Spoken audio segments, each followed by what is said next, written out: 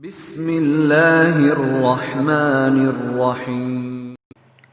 السلام علیکم ورحمۃ اللہ۔ عزیز طلبہ، ایک بار پھر ہم آپ کی خدمت میں حاضر ہیں تشبیہ کا چیپٹر لے کر کے، اور اس بار ہم تشبیہ کی ایک نئی قسم شروع کرنے جا رہے ہیں، اور یہ قسم ہے تشبیہ مقلوب۔ تو آج کے سبق میں ہم تشبیہ مقلوب کو پڑھیں گے، لیکن پہلے میں آپ کو بتاتا چلوں کہ تشبیہ مقلوب کہتے کس کو ہیں۔ تو دیکھیے، اب تک آپ نے کیا سمجھا تھا؟ اب تک یہ سمجھا تھا کہ تشبیہ کے اندر ایک تو مشبہ ہوتا ہے، دوسرا مشبہ بہی، اور تیسری وجہ شبہ ہوتی ہے۔ آپ کو بتایا گیا تھا کہ ضروری ہے کہ وجہ شبہ مشبہ بہی کے اندر زیادہ پائی جانی چاہیے۔ مثال کے طور پہ اگر آپ کو زید کو تشبیہ دینی ہے خوبصورتی کے معاملے میں، تو آپ اس کو ایک ایسی چیز سے تشبیہ دیں کہ جس کے اندر خوبصورتی زیادہ مقدار میں پائی جا رہی ہو۔ مثال کے طور پہ آپ کہیں کہ زید چاند کی طرح ہے، تشبیہ بالکل صحیح ہے، کیونکہ خوبصورتی زید کے اندر بھی ہے، خوبصورتی چاند کے اندر بھی ہے، لیکن چاند کے اندر زیادہ مقدار میں پائی جا رہی ہے نا۔ تو اس تشبیہ پہ اگر آپ غور کریں تو آپ کو پتہ چلے گا کہ ہم نے زید کو چاند سے تشبیہ دی ہے خوبصورتی میں، اور خوبصورتی جو ہے وہ چاند کے اندر زیادہ ہے، یعنی کہ مشبہ بہی کے اندر وجہ شبہ زیادہ ہے۔ تو ایک عام ضابطہ اور ایک عام قاعدہ تو یہی ہے کہ وجہ شبہ مشبہ بہی کے اندر زیادہ پائی جانی چاہیے، ہے نا۔ یہ عام طور سے ایک عمومی ضابطہ ہے، لیکن کبھی کبھی جو ہوتا ہے اس کو پلٹ دیا جاتا ہے، اور جو مشبہ ہے اس کو مشبہ بہی بنا دیتے ہیں، اور جو مشبہ بہی ہے اس کو مشبہ بنا دیا جاتا ہے۔ مثال کے طور پہ عام طور سے تو یہی کہا جاتا ہے کہ زید چاند کی طرح ہے، لیکن کبھی کبھی یوں کہہ دیا جاتا ہے کہ چاند زید کی طرح ہے۔ سمجھ رہے ہیں کہ نہیں؟ کہہ دیا جاتا ہے کہ چاند زید کی طرح ہے۔ تو اس تشبیہ میں کیا ہوا؟ جو مشبہ تھا وہ مشبہ بہی بن گیا، اور جو مشبہ بہی تھا وہ مشبہ بن گیا۔ تو چاند زید کی طرح ہے، تو اس میں جو ہے زید ہی کی تعریف کرنا مقصود ہے۔ اور جب ہم نے کہا کہ زید چاند کی طرح ہے، تو ہم یہاں پہ بھی جو ہے یہ بتا رہے تھے کہ زید بہت خوبصورت ہے، یہاں تک کہ وہ چاند کی طرح ہے۔ اور جب ہم نے یہ کہا کہ چاند زید کی طرح ہے، تب بھی ہم یہ بتا رہے ہیں کہ زید بہت خوبصورت ہے، اور اتنا خوبصورت ہے کہ چاند کی خوبصورتی زید کے سامنے کم ہے نا۔ تو گویا کہ ہم نے یہ دعویٰ کر دیا، یہ دعویٰ ہوتا بڑا دعویٰ اور بہت زیادہ مبالغہ۔ تو ہم نے جو ہے زید کی خوبصورتی میں اتنا مبالغہ کر دیا، یہاں تک کہ ہم نے یہ کہہ دیا کہ چاند زید کی طرح ہے، یعنی کہ چاند کے اندر خوبصورتی کم ہے، وہ زید کے اندر زیادہ ہے۔ تو کبھی ایسا ہوتا ہے کہ جو مشبہ ہوتا ہے اس کو مشبہ بہی بنا دیتے ہیں، اور جو مشبہ بہی ہوتا ہے اس کو مشبہ بنا دیتے ہیں۔ کیوں؟ مبالغہ کرنے کے لیے۔ تو یہ تشبیہ مقلوب کا ایک عمومی کانسیپٹ ہے۔ اب آگے ہم جو ہے دیکھتے ہیں اس کو۔ دیکھیے یہاں پہ کچھ اشعار دیے ہیں، اس کو ہم سمجھ لیتے ہیں، اور اس میں کس طریقے سے تشبیہ مقلوب کو استعمال کیا گیا ہے اس کو بھی دیکھ لیتے ہیں۔ تو قال محمد بن وہیب الحمیری، تو محمد بن وہیب حمیری نے کہا ہے، کیا کہا ہے؟ وَبَدَ الصَّبَاحُ كَأَنَّ غُرَّتَهُ وَجْهُ الْخَلِيفَةِ حِينَ يُمْتَدَحُ، اور صبح ظاہر ہو گئی، صبح طلوع ہو گئی، كَأَنَّ غُرَّتَهُ، صبح کی سفیدی، گویا کہ وجہ الخلیفتی، خلیفہ کا چہرہ ہے، حین یمتدح، جس وقت اس کی تعریف کی جاتی ہے۔ تو اس شعر کے اندر صبح کی سفیدی کو خلیفہ کے چہرے سے تشبیہ دی ہے، اور خلیفہ کا چہرہ کس وقت؟ جبکہ اس کی تعریف کی جاتی ہے۔ تو جس وقت خلیفہ کی تعریف کی جاتی ہے تو تعریف سنتے ہوئے خلیفہ کا جو چہرہ ہوتا ہے، تو اس وقت خلیفہ کے چہرے کی جو حالت ہے، تو اس حالت کے دوران جو چہرہ ہے اس چہرے سے صبح کی سفیدی کو تشبیہ دی ہے، اور کہا ہے کہ گویا کہ صبح کی سفیدی خلیفہ کا چہرہ ہے۔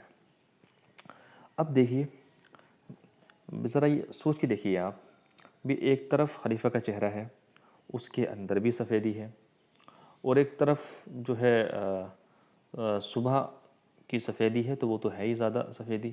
تو آپ ذرا یہ بتائیے کہ نورانیت کس میں زیادہ ہے؟ نورانیت خلیفہ کے چہرے میں زیادہ ہے، یہ نورانیت صبح کی سفیدی میں زیادہ ہے. ظاہر سی بات ہے نورانیت تو صبح کی سفیدی کے اندر زیادہ ہے. صبح کی سفیدی تو اتنی زیادہ تیز ہوتی ہے کہ اندھیرا ختم ہو جاتا ہے. خلیفہ کے آنے سے اندھیرا تھوڑی ختم ہو جائے گا. تو نورانیت روشنی تو صبح کی سفیدی میں زیادہ ہوتی ہے نہ کہ خلیفہ کے چہرے میں. تو ہونا تو یہ چاہیے تھا کہ یہ کہا جاتا کہ خلیفہ کا چہرہ صبح کی روشنی کی طرح ہے. یہ کہنا چاہیے تھا چونکہ وجہ شب جو ہے سفیدی کے اندر زیادہ ہے بنسبت خلیفہ کے چہرے کے. یہ ہونا چاہیے تھا لیکن یہ نہیں ہوا اور الٹا کر دیا. کیا کہا کہ صبح کی سفیدی خلیفہ کے چہرے کی طرح ہے. تو یعنی کہ جس کو مشبہ بھی بننا چاہیے تھا اس کو مشبہ بنا دیا, الٹا کر دیا. تو اسی کو تشبیہ مقلوب کہتے ہیں. اچھا آگے دیکھیے کأن سناها بالعشی لصبحها تبسم عیسی حین یلفظ بالوعد. گویا کہ سناها ہا کا مرج صحابہ یعنی کہ بادل. گویا کہ بادل کی چمک بالعشی لصبحها جو کہ شام سے لے کر کے صبح تک رہی ہو, تو اس بادل کی چمک تبسم عیسیٰ وہ عیسیٰ کی مسکراہٹ ہے, عیسیٰ کی مسکراہٹ کی طرح ہے. حین یلفظ بالوعد جس وقت وہ وعدہ کرتا ہے. تو صبح کی سفیدی تو بادل کی چمک جو کہ شام سے لے کے صبح تک رہتی ہے, وہ چمک گویا کہ عیسیٰ کا تبسم ہے جس وقت وہ وعدہ کرتا ہے. حین یلفظ بالوعد جس وقت وہ وعدہ کرتا ہے.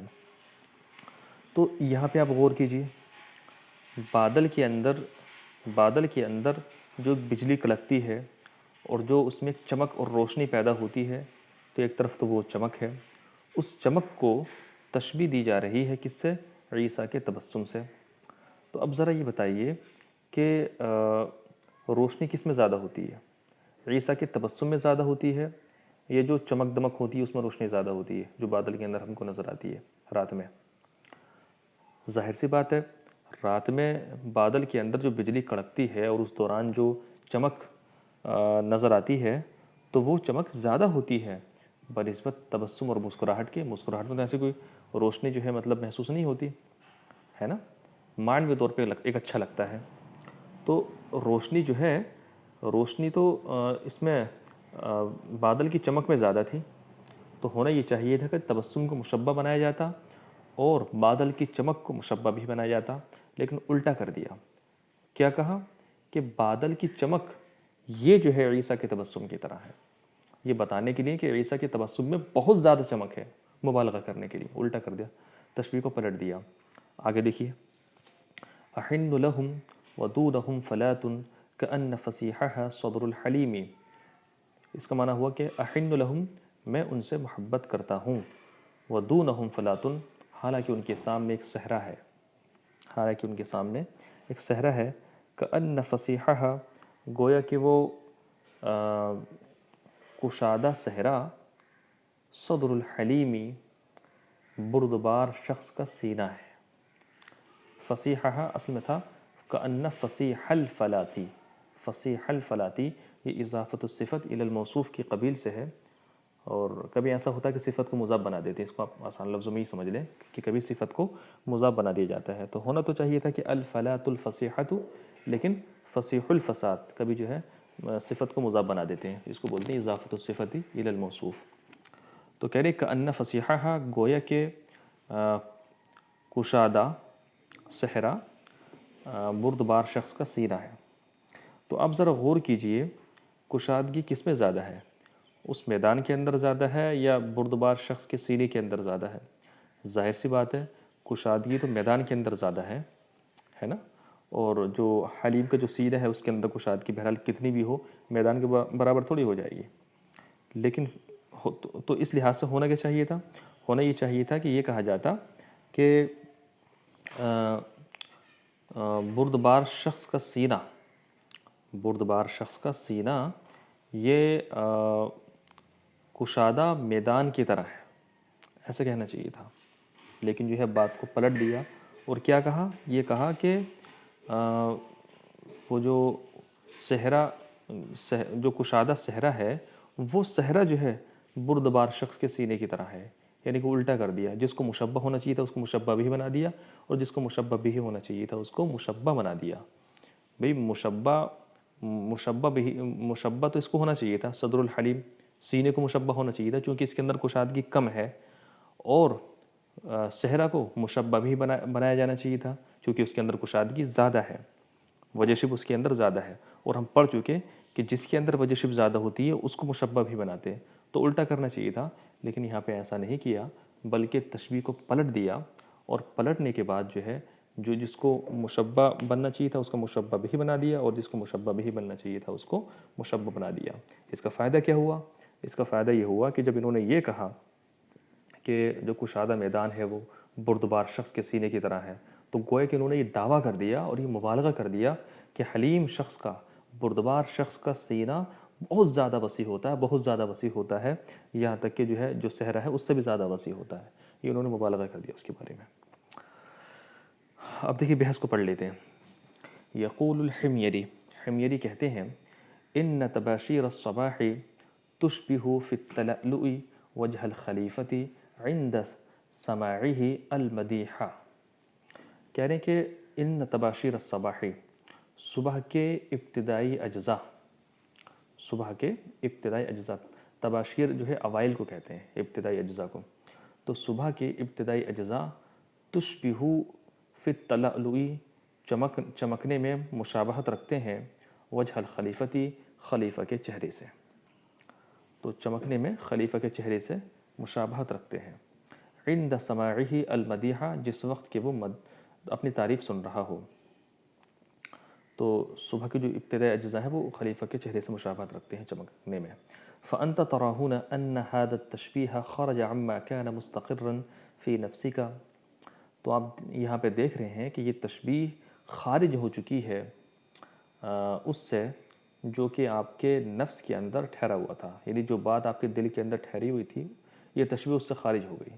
کیا بات ٹھہری ہوئی تھی؟ من، کہ ان الشیء یشبہ دائما بما هو اقوى من فی وجہ شبہ، کہ کسی چیز کو ہمیشہ اس چیز سے تشبیہ دی جاتی ہے جو کہ اس سے زیادہ قوی ہو، فی وجہ شبہ، وجہ شبہ میں، یعنی کہ آپ مشبہ بھی اس کو بنائیں گے جو کہ زیادہ قوی ہو وجہ شبہ کے معاملے میں، یعنی کہ وجہ شبہ جس کے اندر زیادہ پائی جاتی ہو۔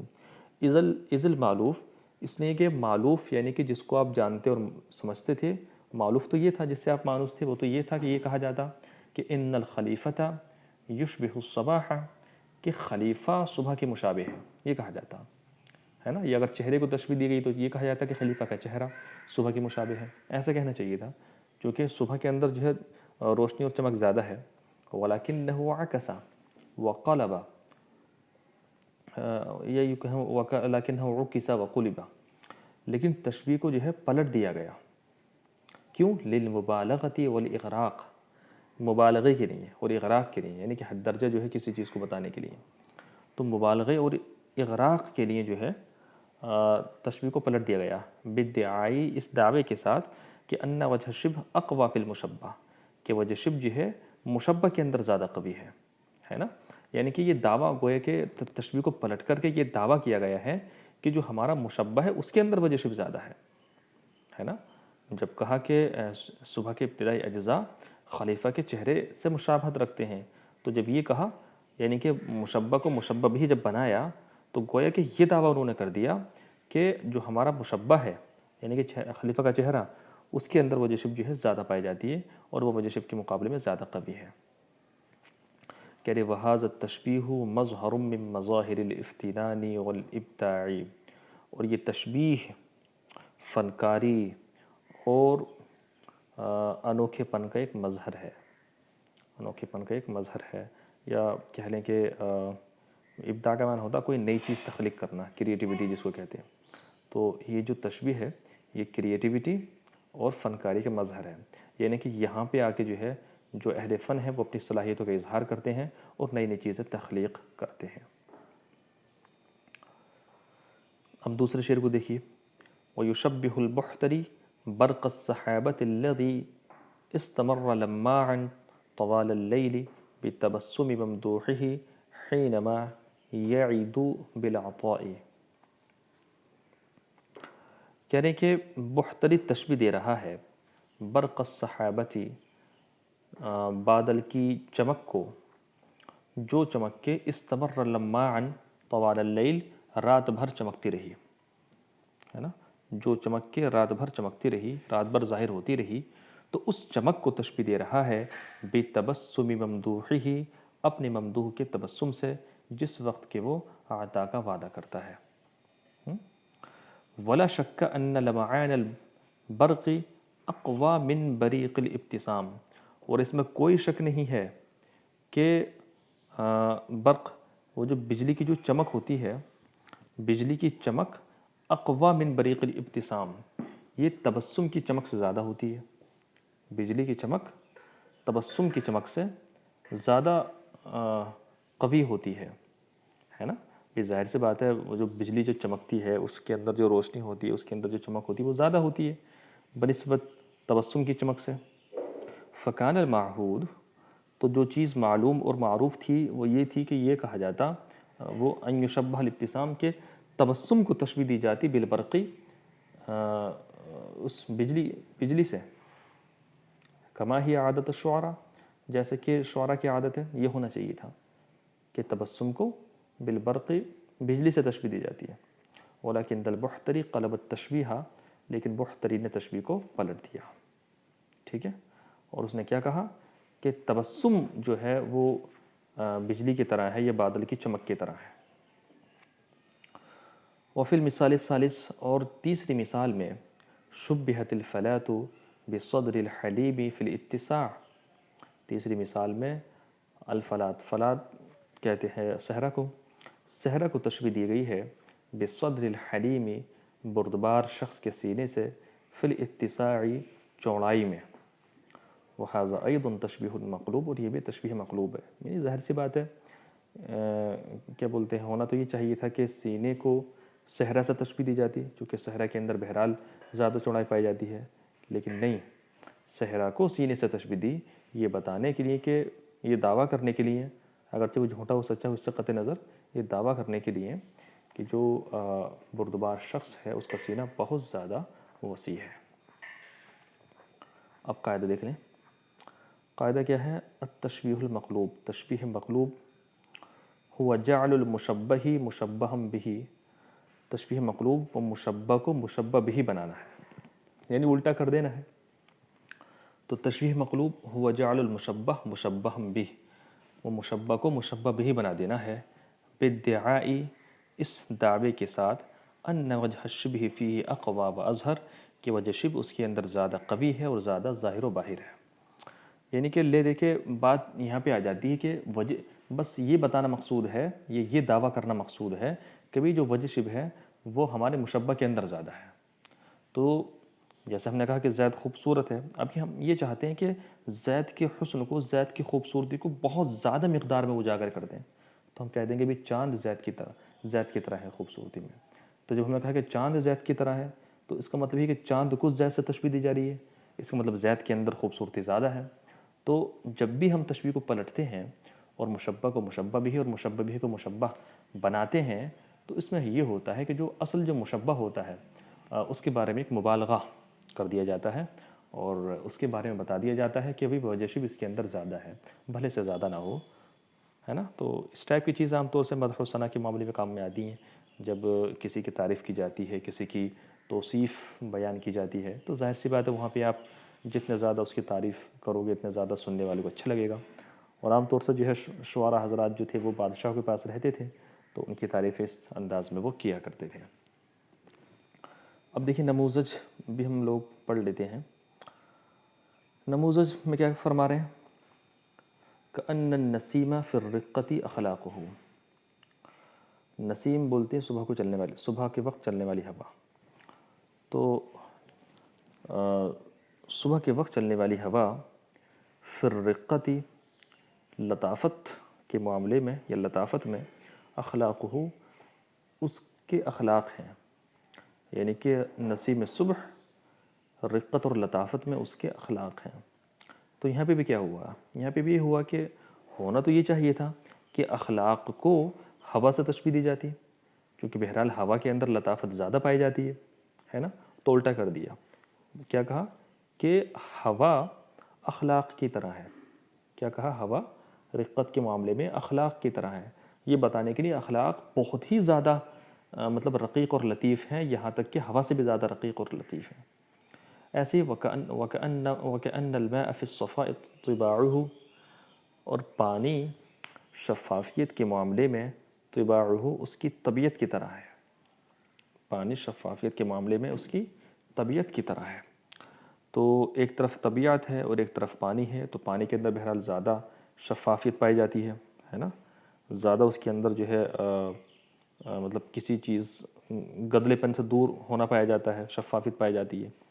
تو ہونا تو یہ چاہیے تھا کہ یہ کہا جاتا کہ اس کی طبیعت شفافیت کے معاملے میں پانی کی طرح ہے، ایسے کہا جاتا، یعنی کہ طبیعت کو پانی سے تشبیہ دی جاتی، چونکہ پانی کی شفافیت بہرحال جو ہے طبیعت کی شفافیت سے زیادہ ہے، لیکن الٹا کر دیا، کیا کہا کہ پانی جو ہے شفافیت میں اس کی طبیعت کی طرح ہے، یہ بتانے کے لیے کہ طبیعت میں جو ہے بے پناہ شفافیت پائی جاتی ہے، اتنی شفافیت پائی جاتی ہے کہ پانی کے اندر بھی اتنی نہیں پائی جاتی۔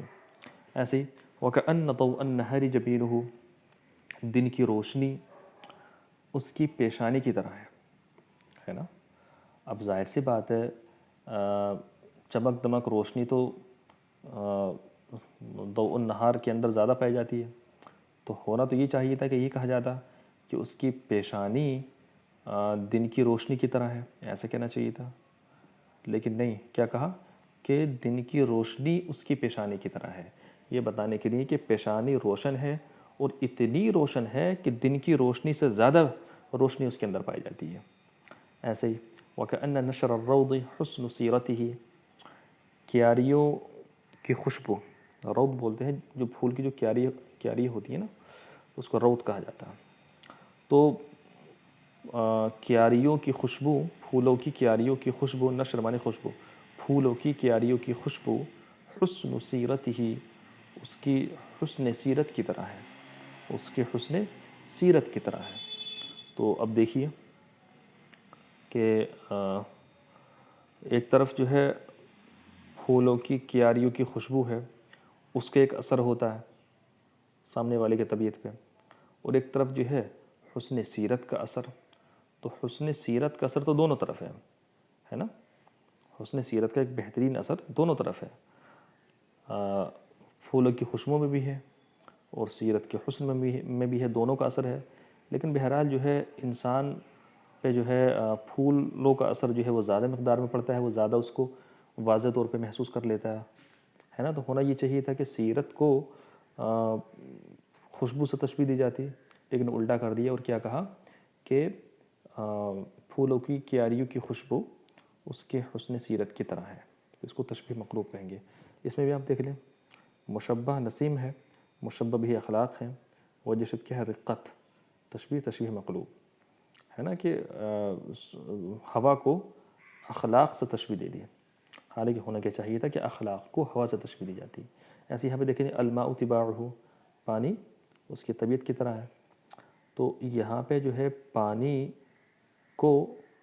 پانی کو اس کی طبیعت سے تشبیہ دی ہے نا، حالانکہ ہونا کیا چاہیے تھا کہ طبیعت کو پانی سے تشبیہ دی جاتی ہے، کیونکہ شفافیت جو ہے پانی کے اندر زیادہ پائی جاتی ہے، لیکن الٹا کر دیا۔ ایسے جو ہے ضوء النہار مشبہ ہے اور جبینہ یہ مشبہ بھی ہے، اور کیا کہا کہ دن کی روشنی اس کی جبین، اس کی پیشانی کی طرح ہے، وجہ شبہ اشراق ہے، تو اشراق میں آتا ہے چمک دمک، تو چمک دمک کس میں زیادہ پائی جاتی ہے؟ ظاہر سی بات ہے دن کی روشنی میں زیادہ پائی جاتی ہے، تو ہونا یہ چاہیے تھا کہ یہ کہا جاتا کہ اس کی پیشانی دن کی روشنی کی طرح ہے، ایسے کہنا چاہیے تھا، لیکن الٹا کر دیا۔ ایسی ایک طرف کیا ہے نشر الروض، کیاریوں کی خوشبو، اور دوسری طرف کیا ہے حسن سیرت ہی، اس کی سیرت کا حسن، تو ایک طرف جو ہے سیرت کا حسن ہے اور ایک طرف پھولوں کی خوشبو ہے، کیاریوں کی خوشبو ہے۔ جمیل الاثر، اچھا اثر، تو دونوں طرف اچھا اثر پایا جاتا ہے، لیکن جو پھولوں کی خوشبو ہے اس کا اثر جو ہے وہ زیادہ ہے، کیونکہ وہ دیکھیے سیرت کا جو حسن ہے اس کا بھی ایک اثر ہے، لیکن اس کا اثر جو ہے انسان کو بہت جلدی محسوس نہیں ہوتا ہے، برخلاف اس کے کہ اگر کسی پھول کے پاس آپ چلے جائیں تو پھولوں کی خوشبو جیسے ہی آپ اس کے قریب ہوں گے فوراً پھولوں کی خوشبو آ جائے گی، آ جائے گی نہیں آ جائے گی؟ اس کی خوشبو زیادہ تیز ہوتی ہے. پھول کچھ بھی نہ کریں آپ کے سامنے، پھول صرف ایک جگہ کھڑے ہوئے ہیں، اگر آپ پھول کے قریب چلے گئے تو پھولوں کی خوشبو آپ کو آ جائے گی اور اس کا ایک اچھا اثر آپ کے اوپر مرتب ہوگا، آپ کو اچھا لگے گا. لیکن کیا جو ہے حسن سیرت بھی ایسی ہے؟ نہیں، حسن سیرت کا بھی ایک اچھا اثر ہوتا ہے لیکن اس کا اثر بہت بعد میں ہوتا ہے. کسی سے آپ ملیں گے، اس سے بات چیت کریں گے، اس سے آپ کا معاملہ ہوگا، معاملہ ہونے کے بعد پھر جو ہے آپ کو جو ہے آپ کی ذات پر اس کا ایک اثر مرتب ہوگا، ہے نا؟ تو اثر مرتب جو ہوتا ہے، اثر آفرینی جو ہوتی ہے، اثر آفرینی پھولوں کے اندر زیادہ ہے، کیونکہ آپ جیسے ہی پھولوں کے قریب ہوں گے فوراً جو ہے پھولوں کا اثر آپ کے اوپر پڑ جائے گا اور آپ اچھا لگے گا آپ کو، یار کیا اچھی خوشبو ہے یہ. اس کے برخلاف جو حسن سیرت ہے تو اس کا بھی ایک اچھا اثر مرتب ہوتا ہے لیکن اس کا جو اچھا اثر ہے وہ اتنی جلدی مرتب نہیں ہوتا جتنا کہ پھولوں کا اثر مرتب ہو جاتا ہے.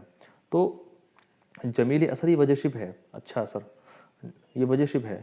تو اچھا اثر دونوں جگہ پایا جا رہا ہے، حسن سیرت میں بھی پایا جا رہا ہے اور جو ہے کیاریوں کی خوشبو میں بھی پایا جا رہا ہے نا؟ لیکن زیادہ کس میں پایا جا رہا ہے؟ زیادہ پایا جا رہا ہے کیاریوں کی خوشبو میں، کیونکہ اس کا اثر ایک دم سے ہو جاتا ہے. تو ہونا یہ چاہیے تھا کہ حسن سیرت کو نشر رود سے تشبیہ دی جاتی ہے نا؟ لیکن الٹا کر دیا، کیا کر دیا؟ نشر رود کو مشبہ بنا دیا اور حسن سیرت کو مشبہ بھی بنا دیا، یہ بتانے کے لیے کہ اس کی سیرت کا حسن یہ ہے بہت زیادہ ہے، بہت زیادہ ہے، اس بات کا دعویٰ کرنے کے لیے. اگرچہ حقیقت میں ایسا ہو یا نہ ہو اس سے مطلب نہیں ہے، لیکن دعویٰ کرنے کے لیے اس نے جو ہے ایسا کر دیا. تو حاصل کلام یہ ہے اس پورے سبق کا کہ کبھی ایسا ہوتا ہے عربی زبان کے اندر کہ جو مشبہ ہوتا ہے اس کو مشبہ بھی بنا دیتے ہیں اور جو مشبہ بھی ہوتا ہے اس کو مشبہ بنا دیتے ہیں، یہ دعویٰ کرنے کے لیے کہ بھی جو ہمارا مشبہ ہے اس کے اندر جو ہے وجہ شب زیادہ پائی جا رہی ہے. جیسے کہ میں اس سے پہلے آپ کو ایک بہت سادہ مثال دی کہ عام طور سے یہ ہوتا ہے کہ یہ کہا جاتا ہے کہ زید چاند کی طرح ہے. ایسا کیوں کہا جاتا ہے؟ چونکہ خوبصورتی چاند کے اندر زیادہ پائی جا رہی ہے اور جس کے اندر جو ہے وجہ شب زیادہ ہوتی ہے اس سے تشبیہ دی جاتی ہے. تو کبھی اس پلٹ کے بولتے ہیں، کیسے کہتے ہیں کہ چاند زید کی طرح ہے، چاند زید کی طرح ہے. کیا دعویٰ کرنے کے لیے؟ کیا دعویٰ کرنے کے لیے کہ خوبصورتی زید کے اندر زیادہ ہے. تو مبالغہ وغیرہ کرنے کے لیے جو ہے تشبیہ مقلوب کا عام طور سے استعمال ہوتا ہے، اس کو بھی آپ سمجھ لیجیے، اچھی چیز ہے. السلام علیکم.